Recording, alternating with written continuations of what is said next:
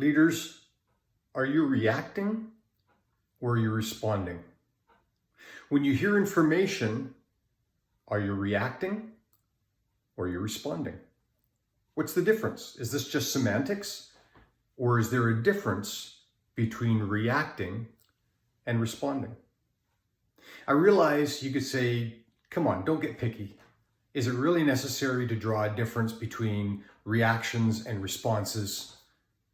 Yeah, there is a big difference, especially if you believe in intentionality. Because by definition, reaction is kind of a explosive or knee-jerk thing compared to response, which is more contemplated and thought through actions relative to activities that arise. And there's no question there are times that we need to react, especially if we're in danger, there's some kind of a threat, if it requires urgency. There's no question that there are times and we are made to react in order to survive. But typically, we're not in survival mode. We don't need to be in survival mode, and it's not healthy for an organization and teams to be in survival mode. And so we as leaders, it's important that we provide some level of stability to our teams.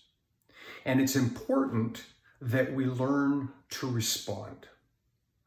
And I say this and I draw the difference between reacting and responding because I want to plant a seed in your mind that causes you to be very intentional with your actions, so that you slow down at times when it seems like what we should do is push forward and react very quickly to something.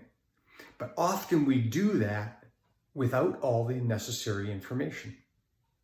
You see that currently in our society with all of the news that is going on.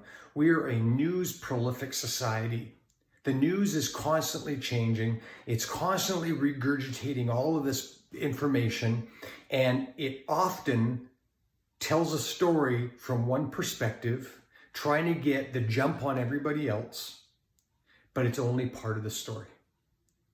And when we react and don't have all the information that we need, it can be very dangerous, it can be very harmful, and it can throw a team into a tizzy. So the challenge as leaders is sometimes to slow things down, to gather more information so that you can figure out what the appropriate plan is. Remember, the job as a leader is to get a team from here to there. And one of the most important steps in going from here to there is an executable plan. A plan. A plan means we didn't just react, as some would say, fire, aim. It's usually aim, fire. And that's what we need to do as leaders. When we have the urge just to react, because emotionally that makes us feel good. We feel like we're doing something.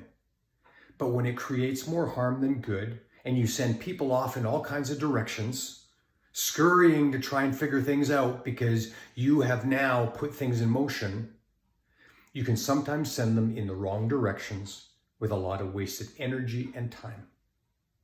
So leaders, your job is at times to slow things down, take a breath, gather additional information, ask the questions that you need to ask, put together a plan, and get the team moving together in the best direction.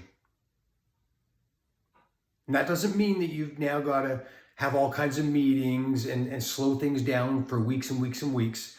Sometimes this is just a matter of a few seconds, 30 seconds, 5 minutes, maybe an hour. Maybe it's something you got to sleep on.